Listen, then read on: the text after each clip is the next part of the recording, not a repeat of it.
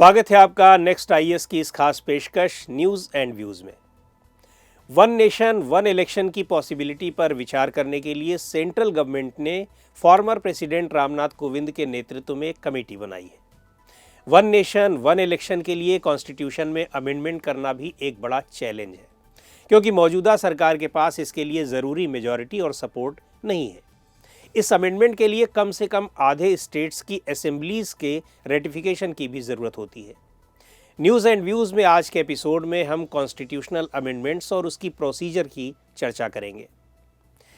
Indian constitution के article 368 parliament को constitution के आर्टिकल्स में संशोधन या अमेंडमेंट्स की पावर देता है। इंडियन कॉन्स्टिट्यूशन में अमेंडमेंट प्रोसीजर को साउथ अफ्रीका के कॉन्स्टिट्यूशन से अडॉप्ट किया गया है। कॉन्स्टिट्यूशन में अमेंडमेंट के लिए 3 तरीके अपनाए जाते हैं।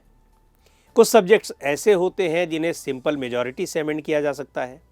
कुछ सब्जेक्ट्स ऐसे होते हैं जिनके लिए स्पेशल मेजॉरिटी की ज़रूरत होती है, और कुछ सब्जेक्ट्स ऐसे होते हैं जिनके अमेंडमेंट के लिए स्पेशल मेजॉरिटी के साथ साथ कम से कम आधे स्टेट्स की असेंबलीज के रेटिफिकेशन यानी उनके अप्रूवल की भी ज़रूरत होती है। कॉन्स्टिट्यूशन में कुछ प्रोविजंस ऐसे होते हैं जिन्हें सिंपल मेजॉरिटी से चेंज किया जा सकता है। सिंपल मेजॉरिटी का मतलब है प्रेजेंट एंड वोटिंग।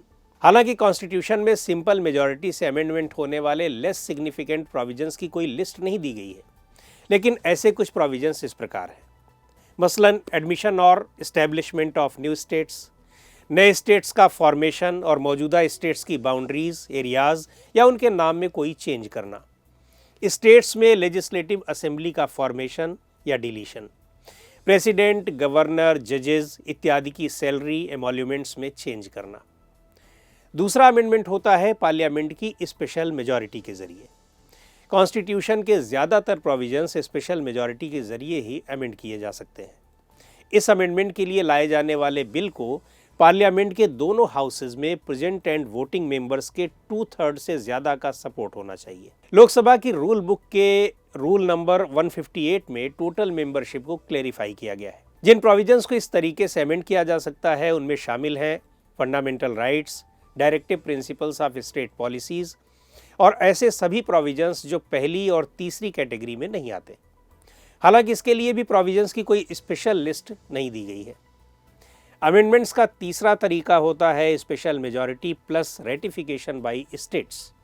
जो प्रोविजंस कॉन्स्टिट्यूशन के फेडरल स्ट्रक्चर से रिलेटेड होते हैं उन्हें टफ बनाने की ज़रूरत होती है, इसीलिए उनमें चेंज या अमेंडमेंट का प्रोसीजर भी टफ किया गया है। ऐसे प्रोविजंस में अमेंडमेंट के लिए उन्हें स्पेशल मेजॉरिटी के साथ साथ कम से कम आधे स्टेट्स की असेंबलीज के रेटिफिकेशन की ज़रूरत होती है।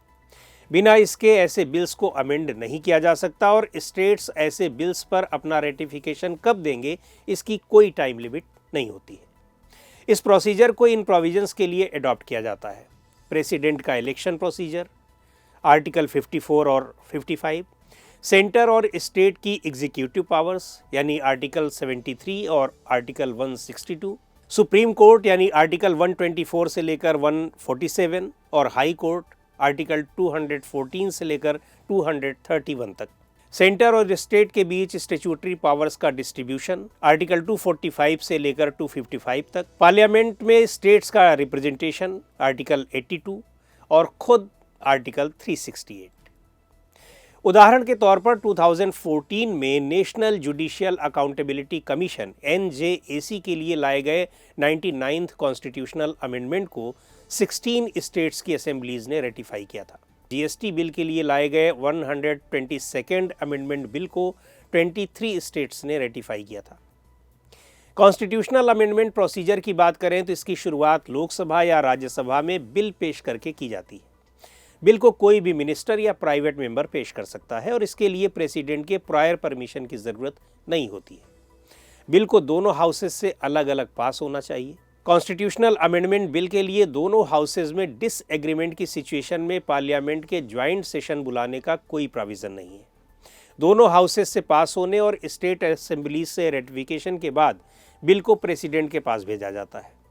प्रेसिडेंट उस बिल पर अपनी कंसेंट देने के लिए बाउंड है। वो ना तो उसे रोक सकते हैं और ना ही रिकंसिडरेशन के लिए वापस भेज सकते हैं। तो आज के इस एपिसोड में इतना ही। अगले एपिसोड में फिर मिलेंगे एक नए टॉपिक के साथ। आपको ये प्रोग्राम कैसा लगा कमेंट करके हमें ज़रूर बताएं। आप अपने सुझाव भी हमें भेज सकते हैं।